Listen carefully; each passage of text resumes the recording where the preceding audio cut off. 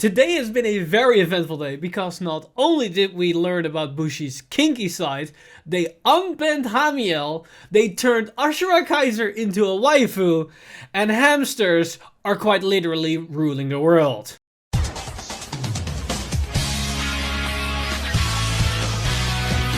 Stand up!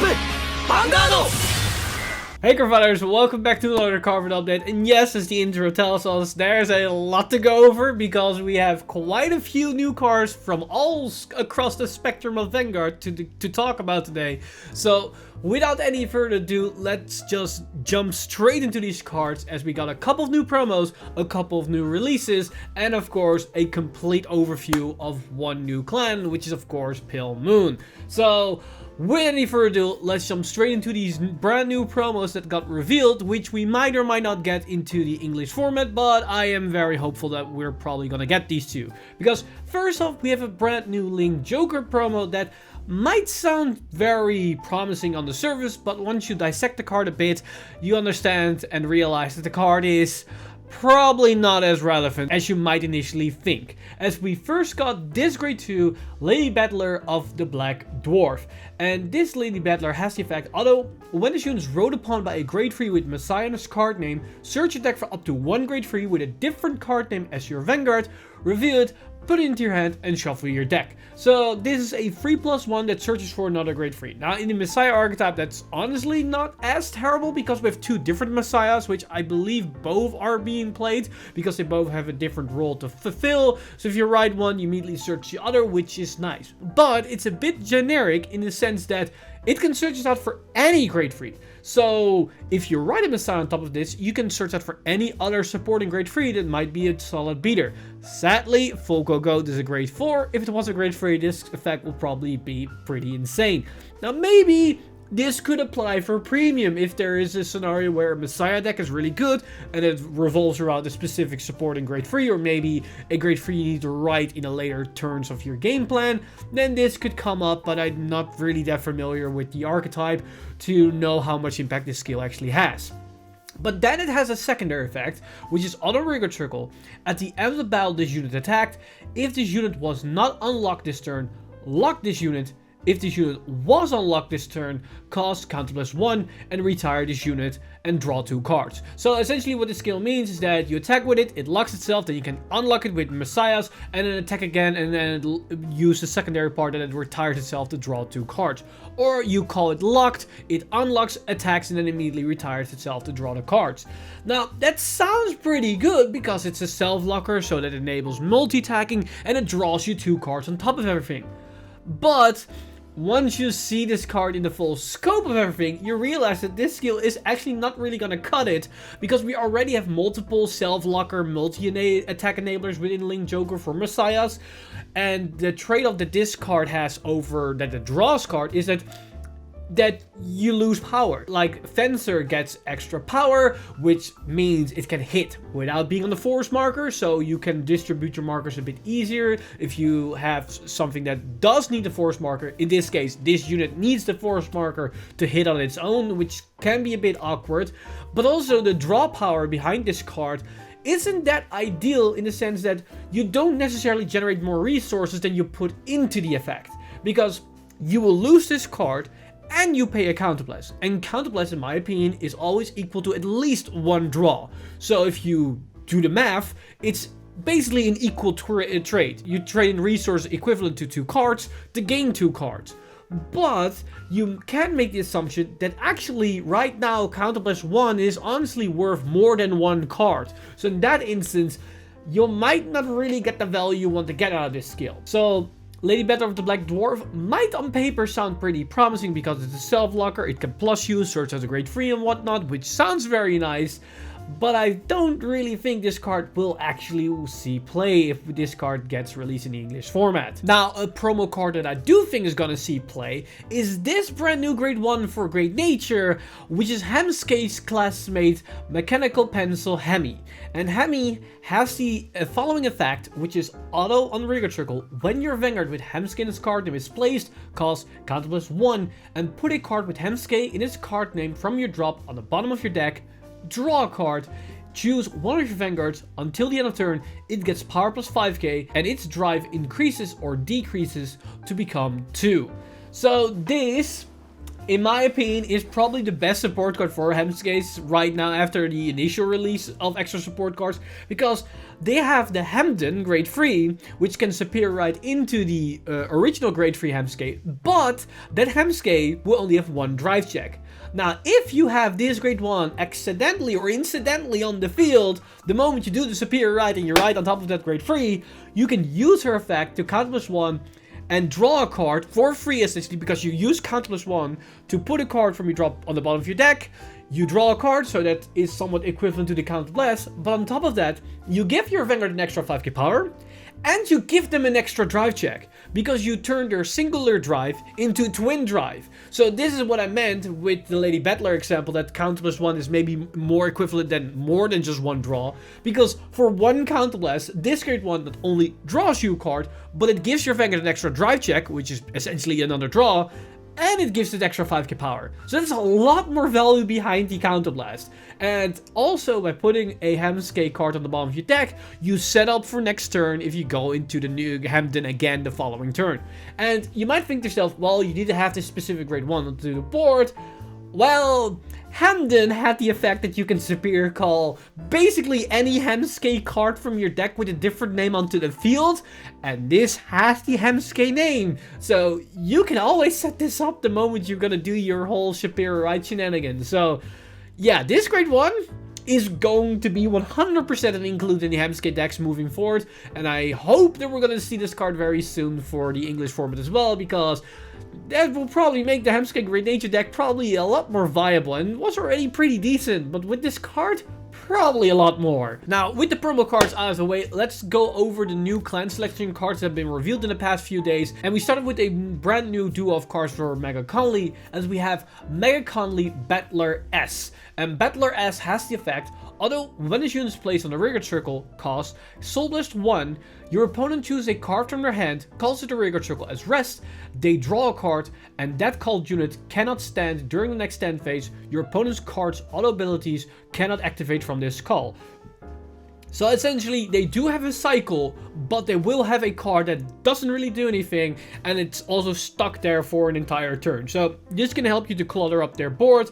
The only issue is that this skill doesn't necessarily force them to call to an open rearguard circle, so they can call on top of other cards that already been rested or by any other effect. So you need to sequence your skills a bit correctly to get the most value of this skill, so that you don't really give your opponent to just keep calling over the same unit that's already stunned. So essentially, you're going to give them draws for days so they can search out for better cards that can help them to win the game on the following turn. So a powerful skill, but very careful in its use. But the card becomes even better thanks to its second effect, which also has me a bit confused with how the card skills worded, because it's act from drop once a turn.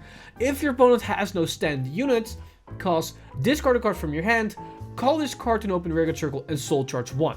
So essentially, this card can loop itself over and over again, because you can call it uses skill, Soul Blast 1, they need to call something from hand, but then the following turn, if it gets retired, you call something on top of it, you can use its skill from the drop zone to call it back onto the field and use Soul Charge 1, which then will immediately can be used to pay for the cost for the Soul Blast. Yes, you discard a card from your hand, but you just got a new body on the board, so honestly, this is a free engine on itself. You don't lose out on value because you lose a card, but you get a unit on the board.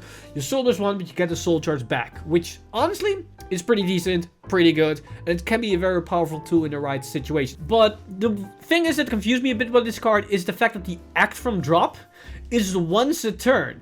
I don't know if this actually matters at all, because the once per turn is attached to this unit. So if you call it from the drop, and then call on top of it, it goes back to the drop, doesn't that mean that it's a new instance of the card, so you can use the skill again regardless if that's a once per turn? But I might be wrong here, so take that with a grain of salt. Now for the other card for Mega Conley, we've got Mega Conley Battler M, and yes, there is a clear pattern here.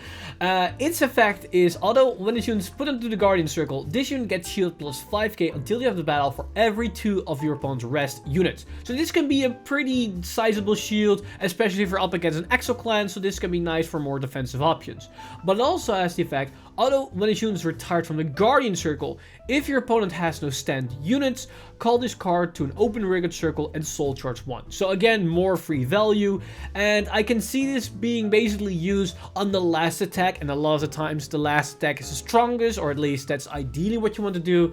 So then also this card gains a buttload of shield because they already attack with a lot of units, so a lot of units are in rest, and then can be really decent. Now, keep in mind, if we combine this with the other cards that forcefully Omega Stun, or however you want to call it, stun your opponent's cards, they cannot stand in the first place. So even if they go into their battle phase, they most likely already have a surplus of cards in rest. So this card could even be decent shield even on the first attack. So depending on your playstyle, on your deck choices, and what you want to do, this card can be a nice addition to the overall game plan of what your strategy is going to be. Now, on the terms of bringing back cards from the ban list, and yes, it's not only Yu-Gi-Oh! That's bringing back very infamous cards out of nowhere, we got a brand new Hamiel.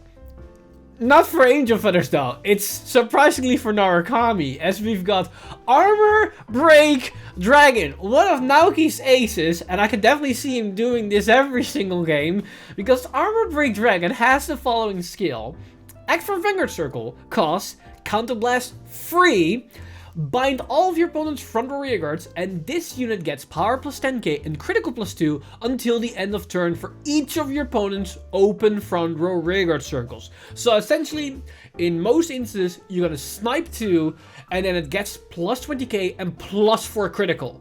So it's gonna be a 32k quintuple critical Vanguard swing, which is basically Gauntlet Buster Dragon on steroids. But that's against Force and Protect. Against Exel, this can go into ridiculous territory. With just one Exel marker, it's already going to be 7 crits, 42k power. Every extra Exel marker is going to give even more crits, and we know about a lot of Exel spam decks these days, so this thing can probably get over 10 crits. So this card is probably going to hold the record for most criticals on a singular attack without any drive checks involved for Vanguard. But so far it has the same limitation as Gauntlet Buster Dragon, where it's basically PG or GG. But then it has a secondary effect which basically eliminates that from the whole thing, as we have Auto Vanguard Circle. When this unit attacks, if your damage zone has 4 more cards, until the end of the battle, this unit gets power plus 10k, and your opponent cannot call Sentinels from their hand to the Guardian Circle. So now, in an instance where it was 32k quintuple crit, it's now 42k quintuple crit. And then now, of course, the extra 10k also scales with the other more extra circles we have. But essentially, this is going to be at the bare minimum a 42k quintuple crit Vanguard if we use the Counterblast free skill. Now, that said, if you don't use the Counterblast free skill, it will at the bare minimum be a 22k Vanguard that has a Sentinel Guard restrict, which can in itself be annoying enough. So, overall, this could be like a tech choice in any Narukami deck that could just instantly win you the game. Also, this card is very nice in a scenario where your opponent is rushing you. If they are a bit too aggressive in the early game and they just push you to 4 damage a bit too soon, and their hand size because of the early game isn't all that great, they have maybe like 6 cards in hand, and you have this card in hand, you could just win the game right there, right on the spot.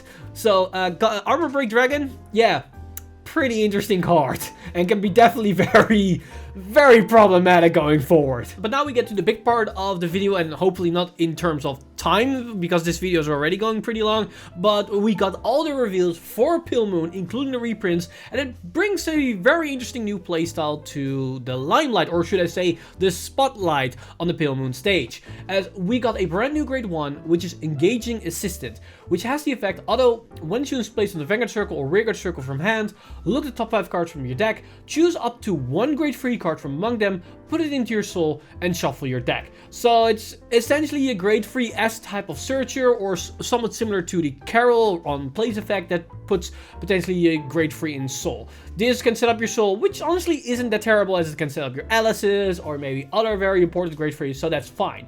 but if we combine it with the second effect, it somewhat becomes a secondary grade 3 searcher.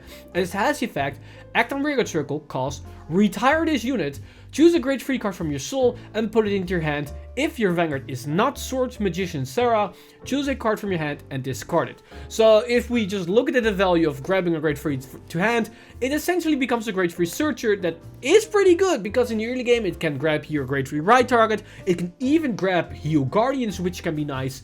But the issue that I have with this card is that unlike your grade 3 searches, which is essentially isn't a lose in card value or in resources, this card is. Because if you don't have Sarah on the Vanguard circle, then not only do you lose a card on the field, you lose a card in hand for a card from soul to hand. And it also means you lose a card in your soul. So even if you have Sarah on the field, then you still lose out a card in soul, which can come up depending on how your engine is built. So I think this card is fine, but it's very specific, because I don't really see this card being played in any deck beside the Sarah deck, unless the first effect of this card is going to be very important in any other deck that you only play it to shove a grade 3 in the soul as fast as possible. Now, to continue this grade 3 theme, we got a brand new grade 2, which is Pop Out Chimera.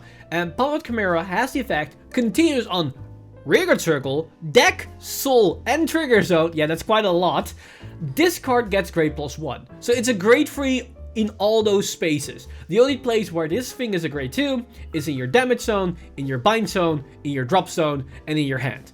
All the other places, it's typically a grade 3, which definitely has specific interactions, because you have your grade 3 searcher, Masquerade, which can fetch this card from deck. Of course, the grade 1 we just talked about can interact with this, because it's a grade 3 in all the spaces that grade 1 interacts with. It also interacts with Jumping Jill, because Jumping Jill can call out non-grade 2s, which this is a grade 3 in soul, and the list goes on and on and on. So definitely an interesting card so far. But it then also has the effect, although when this unit is placed on a Vanguard circle, costs counter +1 and soul charge 3. If you soul charge 1 or more triggers, units draw a card. I think this is exactly word for word the same skill as Demonted Executioner. Only the thing is that I feel like that skill in Dark Regulars is a lot more powerful than in Pale Moon, because in Dark Regulars you don't necessarily care for what you soul charge as long as you soul charge cards. The extra draw is nice. Whereas in Pale Moon, you probably are a bit more selective with what you want to get in your soul. Now, that said, this new playstyle might not really care for that all too much, and the extra draw can help you to set up your board with the cards that you need in your hand. So I think it's decent enough in the right decks, and this probably won't be played as a generic staple, but for very specific cases. And on top of that, it also has a third effect, which continues the rearguard circle. If you call 2 or more cards from your soul this turn, this unit gets power +10k. So it's basically a 19k beater, which is fine. The condition is very easy to fulfill for Pale Moon, especially in the new Sarah deck. So I think this is a decent overall card. It has some very specific usage and very interesting synergies with old existing cards. Now, moving on to the main grade 3 to really make sense of the grade 1 and the grade 2, we've got Swords Magician Sarah. And Sarah has 2 effects, which makes her the Bastion of Pale Moon. And you understand that once I read this skill, because her first effect is active on Vanguard Circle. Once a turn, costs counter +1, search your deck for up to 1 grade 3 card, call to the rearguard circle, shuffle your deck, and until the end of turn, this unit gets continuous on Vanguard Circle. All of your grade 3 rearguards get boost and power +2k. So it's literally the same effect that we saw in Bastion, that your grade 3s get boost and extra power. Or I think Bastion doesn't necessarily give them boost, but they get them power. But on top of that, this card allows you to search out for any grade 3. And Pale Moon, that's actually quite huge, because Pale Moon has a lot of very powerful and specific grade 3 rearguards that do something in certain scenarios. Like Alice's allows us to multi-tag. We have Chemicality Chimera that can replenish your soul, but also generate resource in the form of Counterblast. We have Tricky Assistant, which allows us to maybe control the board a bit. And of course, we have Artilleryman, which can be a gigantic beater that does have the downside: if it hits, you need to counter +1, otherwise you lose your soul. But the skill says when this card attacks hit. Nothing about when it's boosting. And with the fact that all your grade 3 get the boost ability, the Artilleryman just makes every unit a gigantic beater without the drawback of Artilleryman. So that's a very interesting synergy that this skill only in itself already generates. But then it has a secondary effect which basically makes sense of everything. Because her second effect is Auto Vanguard Circle. At the end of the battle, your drive check reveals a grade 3 or greater card, which, mind you, includes the Heal Guardians and the grade 2 we just talked about, cost. Put 2 normal units from your Vanguard Circle on the bottom of your deck in any order, choose up to 2 grade 3 cards from your soul, and call them to the Vanguard Circle. So essentially, just like Kaiser, if you reveal the grade 3 in your drive check, you get multi-attacks. Now, there are 2 specific things about this skill, or should I say 3. One, you can put cards from your field onto the bottom of your deck. Sadly, that doesn't revolve trigger units. You might think that's a bit too overpowered, but it's from the Vanguard Circle, so you need to call those triggers. It's not from drop. So that then defeats the purpose of potential playability with triggers from hand to call them to the field, just to increase the potential of hitting your triggers on later drive checks or damage checks. That's sadly not a thing. It also doesn't interact with your Heal Guardians, which is perfect, honestly, with this engine, because it's also a grade 3, but maybe a bit overpowered. Also, you need to call grade 3s from your soul. So it's very grade 3 dependent. You need grade 3s in your deck, you need grade 3s in your soul, and everything alike to multi-attack. Now, the grade 2 being a grade 3 is nice. It can synergize with this a bit better, and we have other ways to fill the soul a bit with more grade 3s. But the only thing that I don't like about this skill is that this skill specifically states at the end of the battle and not during the drive checks, because I would more prefer that this card just check during the drive checks. So that means that just like Kaiser, I believe Kaiser works the same way, that you can proc its skill multiple times, so you can resend it, and I'm talking about the original one, not the new one necessarily, and that means you can get more value off it. So in her case, you could potentially bottom 4 cards to call 4 cards from soul. And I wouldn't even think that it's overpowered, because again, you need to have the cards in soul. So you lose that high roll probability of getting more value off it, which is a bit sad that this card is a bit more capped on what it can do. And depending on how the deck will shape up to be, I think this is a very interesting card that has a lot of potential, because yes, on first glance, this card looks a bit underwhelming, but once you understand all the nitty-gritty that Pale Moon has to offer, you understand there's actually a lot to offer from this card, because Jumping Jill is actually really good with this playstyle, because you have, of course, Alice, which you can search out, that goes to soul, calls it a Jumping Jill, and Jumping Jill can call out grade 3s. And with grade 3s now having boosts, that makes sense to calling out the grade 3s to the back row. And of course, already explained, Artilleryman can be a gigantic beater or booster in this case without the drawbacks, which works wonders. And there are many other examples that interact with this kind of playstyle. So I think it's a very curious implementation of how Pale Moon works, and I think there is a possibility of a deck revolving around her, and I'm very curious of how this will shape up. Now, of course, I've been talking about some of these cards, and some of these cards also have been confirmed as reprints, because we know the reprints for Pale Moon, which are, of course, Artilleryman, Miracle Pop Eva, and Tricky Assistant. All these cards can work very nicely with Sarah. I'm less excited about Tricky Assistant because of the counterblast cost and the value attached to it, because shoving cards from your opponents out the field in Soul can be a bit tricky, because it also can give them the resource that you don't want to give them.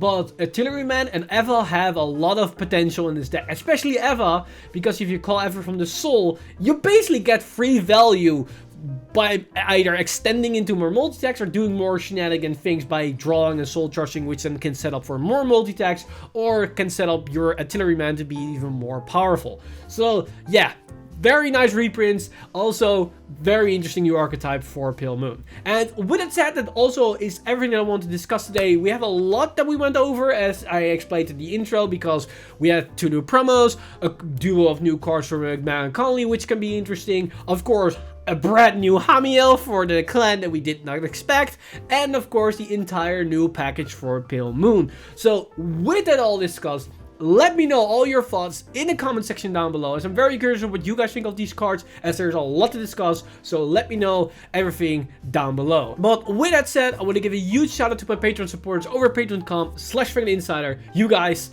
are amazing. If you want to support the channel or everything that's happening on the channel, you can simply go to patreon.com/FrankenInsider and become a patron today. But with that said, I've missed a time leap, and I'll see you guys in the next one!